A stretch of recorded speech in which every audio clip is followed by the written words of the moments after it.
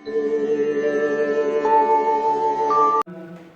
मनीष कुमार और हम आज आपके सामने अपने पॉडकास्ट में लेके आए हैं सार्थक राज सिंघानिया।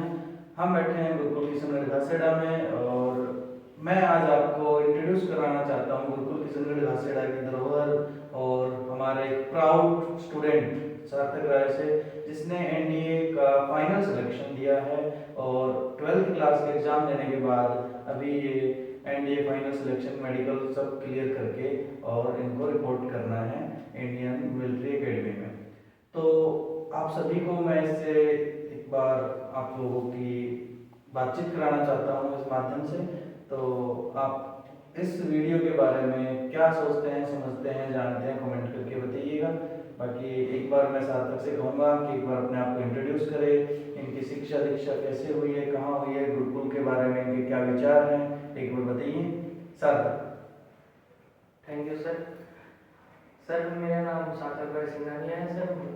मैं एक छोटे से डिस्ट्रिक्ट बिहार कटिहार से बिलोंग करता हूँ और सर मैं इस गुरुकुल में सन 2017 में आया था कक्षा 6ठी में और मेरी पढ़ाई लगभग 7 साल इस गुरुकुल में ही हुई है। अभी मैं कक्षा 12वीं में हूँ और सर मैं ये कहना चाहूँगा सर, इस गुरुकुल की जो दिनचर्या है और खाने पीने की व्यवस्था है, रहने की व्यवस्था है, ये बहुत ही ज़्यादा बढ़िया है। मुझे ये लगता है कि इस अचीवमेंट के पीछे इस रूटीन का भी बहुत बड़ा हाथ है, क्योंकि सर वहाँ पे जैसे कि मैं इंटरव्यू में गया हुआ था तो वहाँ पर भी मतलब सुबह उठना ही रहता था, कम से कम लगभग 6 बजे तो उठ ही जाते थे हम।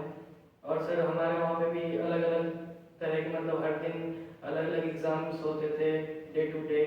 मतलब किसी दिन मतलब वो पीपीटीटी हो जाता था, मतलब ओटीआर हो जाता था, ये सब अलग अलग टाइप के एग्ज़ाम्स होते थे वहाँ पे।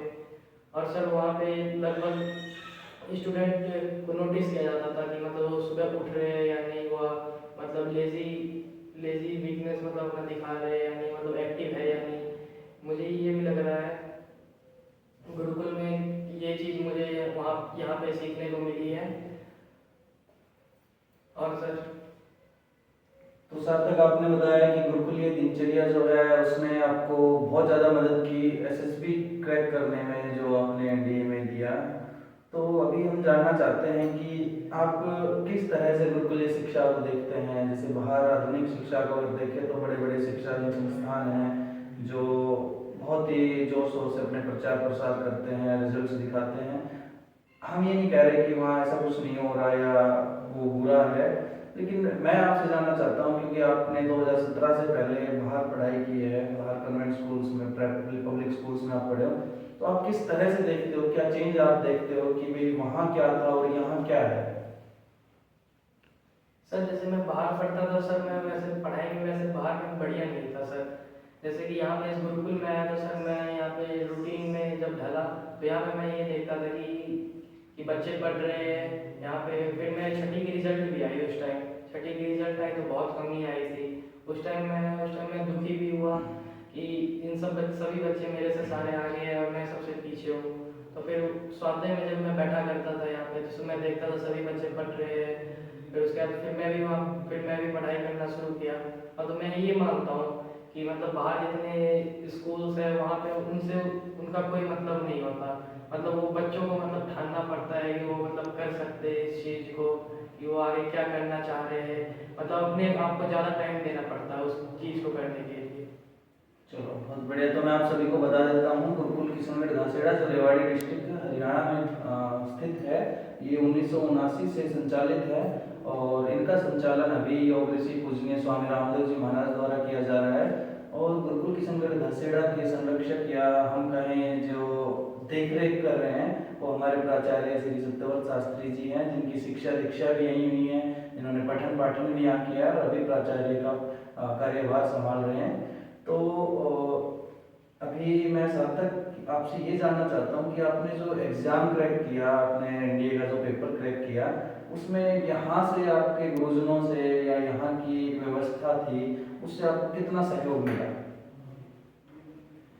सहयोग सर बहुत ज़्यादा ही मिला था। जैसे कि उस टाइम सर आप आए हुए थे सर, जब हम 10वीं में थे सर, आपने जब यहाँ पे आके बताया हमें कि आपने भी मतलब सीडीएस दिया था, आपने भी मतलब उसमें इंटरव्यू में गए हुए थे।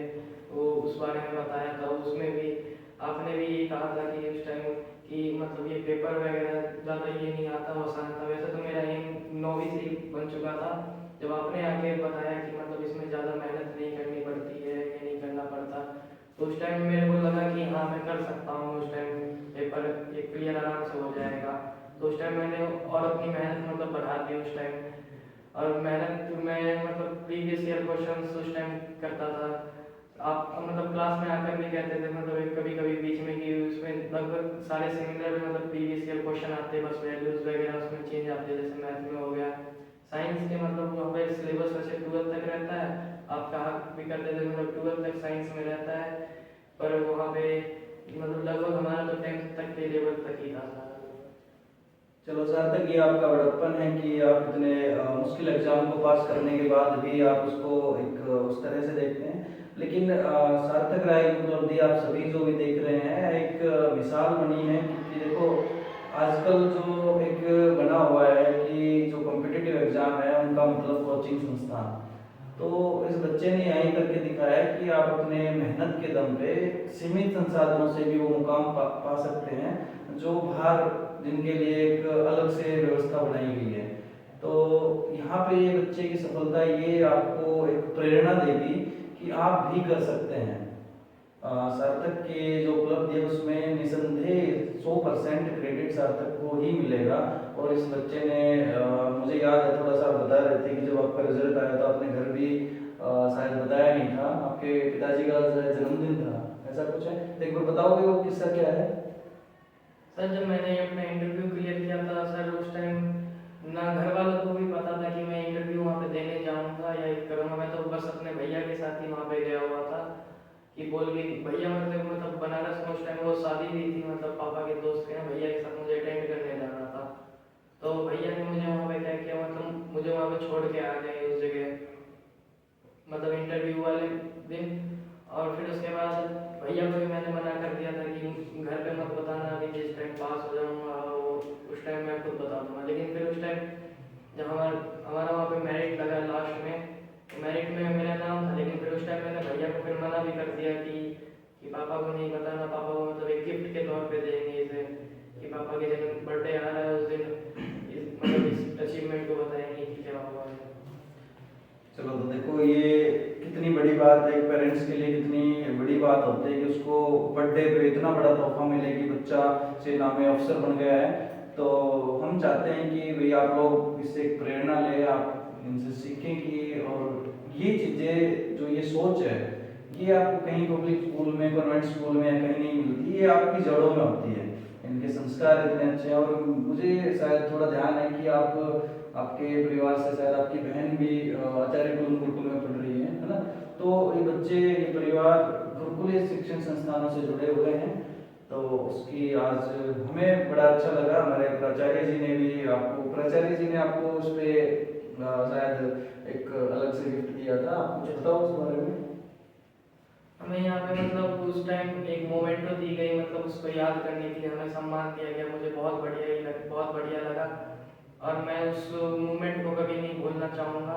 उस टाइम मुझे लग रहा था कि हाँ मैं यहाँ पे हूँ कुछ अभी, मतलब मैं लाइफ में मतलब कुछ कर चुका हूँ और आगे भी इसी तरह की मतलब अचीवमेंट मैं पाता रहूँगा। और यहाँ पे मतलब गुरुकुल में सभी आचार्यों के पास फिर मिलने के लिए आया करूँगा यहाँ पर। इसी कड़ी में अभी दर्शकों को मैं बता दूं कि हम ऑफिस से आके बाहर गुरुकुल प्रांगण में पार्क में आ चुके हैं।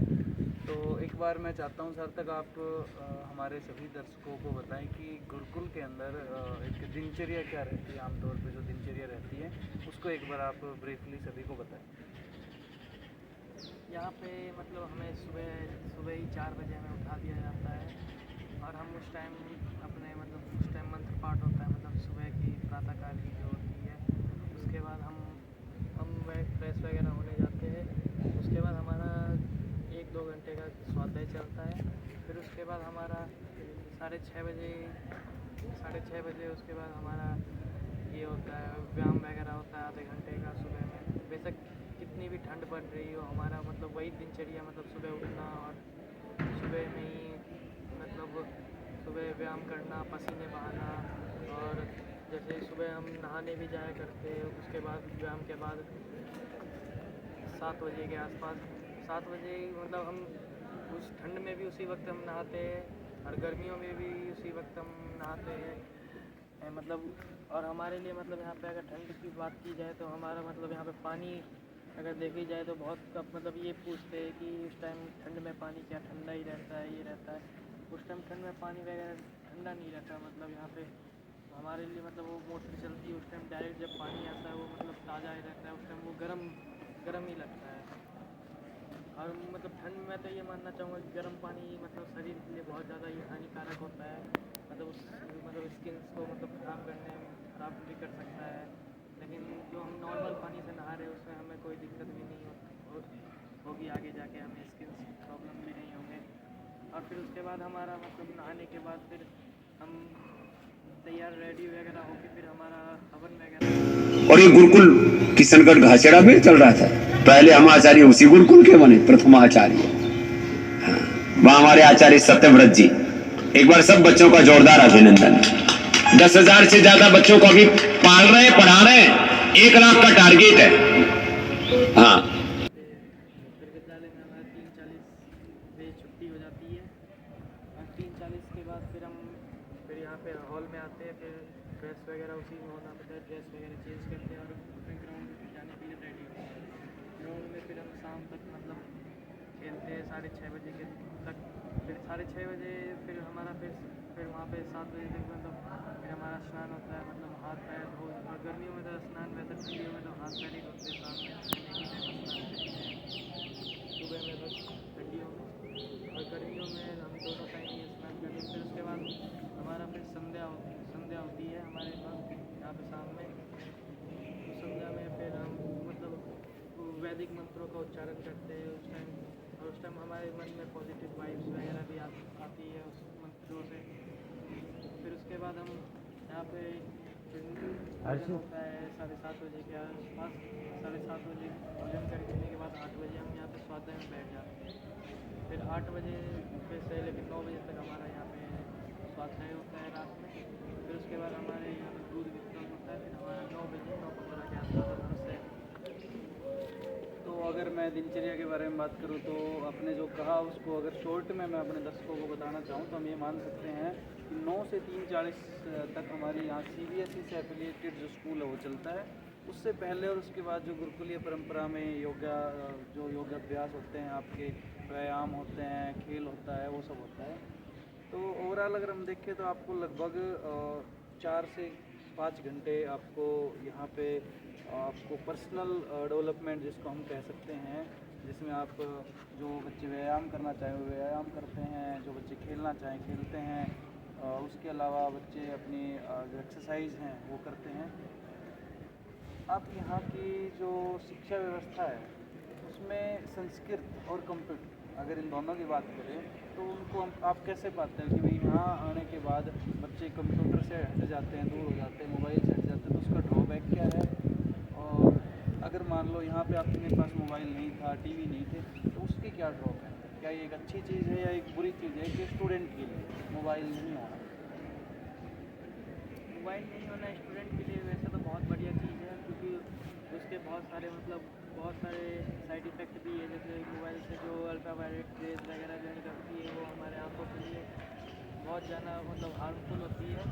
और मैं तो ये कहना चाहूँगा यहाँ पे कि हम जो बुक से पढ़ते हैं वो ज़्यादा बढ़िया रहती है, क्योंकि हम उस बुक को जितनी बार हम पढ़ेंगे उतनी बार, जैसे कि हम मोबाइल वगैरह में तो बस वीडियो देख लेते हैं एक बार, हमें लगता है कि हमें सब कुछ समझ आ गया है।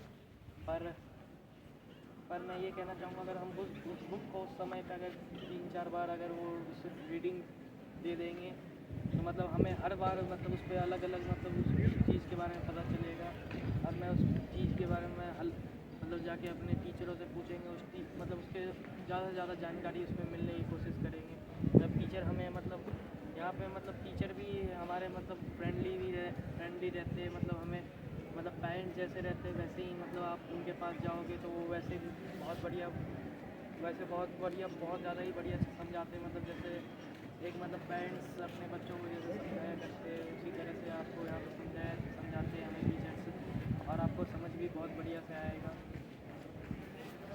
तो ये सारी बातें थी हमारे प्राउड स्टूडेंट सार्थक रॉय के साथ।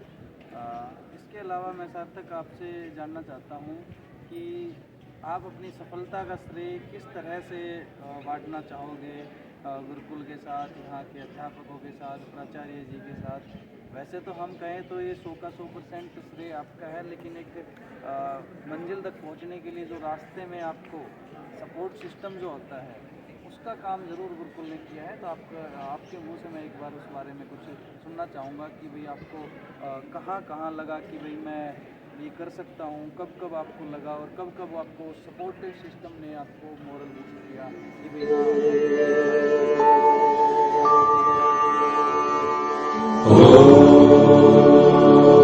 अगर मैं आपको इस बात पे बताऊं तो सर, मैं पहले आपको एक बात बोलूं तो सर, जैसे कि हमारा मतलब सबसे पहला गुरु जैसे कि हमारे माता या पिता होते हैं, वो मतलब लगभग सपोर्ट करते हैं कि इस राह में चलने चाहिए। और दूसरा जो हमें जो सपोर्ट करता है कि मतलब आप ये कर सकते हो, वो कर सकते हो, वो हमारा गुरु होता है। तो इसलिए मैं यहाँ पे सबसे पहले हमारे प्राचार्य श्री सत्यव्रत शास्त्री जी को मैं बहुत बहुत ज़्यादा धन्यवाद देना चाहूँगा, जो मुझे यहाँ पे बढ़िया से पढ़ाया और संस्कार अच्छे अच्छे संस्कार दिए। और यहाँ पे हमारे कुछ टीचर्स हैं, जैसे हमारे मनीष जी हो गए और प्रवीण जी हो गए, सुनील जी हो गए, ये मतलब हमारे जो कुछ टीचर बहुत बढ़िया है। और भी बहुत सारे टीचर हैं, सौरभ जी हो गए, ये जैसे टीचर्स हैं जो हमें मतलब हर मतलब किसी भी चीज़ पे आप मतलब पूछना चाहोगे, मतलब कि लाइफ के बारे में भी हमें बहुत ज़्यादा मतलब एक्सप्लेन करते हैं कि तुम ये कर सकते हो, आगे बढ़ो, ये मतलब तुम मतलब इस मतलब एक राह दिखाने का कोशिश करते हैं ये हमारे लाइफ में। तो सार्थक, आपको बहुत बहुत शुभकामनाएं और आपने अपने एग्ज़ाम्स के दौरान एक कीमती समय निकाला और हमारे दर्शकों के साथ आपने अपनी बातें शेयर की, उसके लिए आपका बहुत बहुत धन्यवाद। और हम चाहते हैं कि आप हमेशा सफलता के शिखर पर चढ़ते रहें और आपके जब कंधों पर सितारे लगे तो जब भी आपको समय मिले आप अपने गुरुकुल में ज़रूर आएँ और आके हमारे जो आने वाली पीढ़ियाँ हैं, आने वाले बच्चे हैं, उनका मोरल बूस्ट करें। अब आपसे एक लाइन में मैं आपके जो छोटे भाई बहन या छोटे भाई लोग हैं, बहन लोग आपकी देख रही होंगी कोई, तो उनके लिए आप एक लाइन में कुछ ऐसा बोलना चाहो, प्रेरणादायी चीज़ें जिससे उनको लगे कि हाँ भाई हम भी कुछ कर सकते हैं। मैं तो यहाँ पे ये सभी को कहना चाहूँगा, यहाँ पे जब भी मतलब जब नए बच्चे आते हैं तो मैं उन्हें ये कहना चाहूँगा यहाँ पे अपना मतलब मन लगाए रखना चाहिए, क्योंकि हमारा मोह ज़्यादा वैसे पेरेंट्सों से रहना नहीं चाहिए, क्योंकि हमें उनसे कभी ना कभी तो मतलब बिछड़ना ही पड़ेगा। ज़रूरी नहीं है कि मतलब हमारे लाइफ टाइम ही हमारा सहारा बनना पड़ेंगे वो, मतलब कभी ना कभी तो उनके मतलब छल छाया से मतलब दूर होना ही पड़ेगा कभी ना कभी।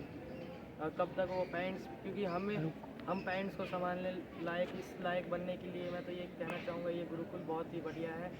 और मैं सभी अपने छोटे भाइयों से ये कहना चाहूँगा कि यहाँ पर आए और यहाँ पे पढ़े, क्योंकि ये प्रांगण मतलब हमें आगे जाके इस लाइफ को हमें जीना पड़ेगा, जो कि हमें इस गुरुकुल से सीखने को मिलता है। तो आपका बहुत बहुत धन्यवाद। तो ये थे सार्थक रॉय। एक बार फिर से मैं आपको बता देना चाहता हूँ कि हम बात कर रहे हैं गुरुकुल किशनगढ़ घासेड़ा से, जो रेवाड़ी डिस्ट्रिक्ट हरियाणा में स्थित है और इसका संचालन परम पूज्य योग ऋषि स्वामी रामदेव जी महाराज द्वारा किया जा रहा है। और इनकी देखरेख के लिए हमारे प्राचार्य सत्यव्रत शास्त्री जी यहाँ पे अपना हर तरह से योगदान दे रहे हैं और उनकी ही संरक्षण में, उनकी देखरेख में गुरुकुल ने आज इस बच्चे को एक नए मुकाम तक पहुँचाया। तो आप सभी का देखने के लिए बहुत बहुत धन्यवाद। नमस्ते, जय हिंद।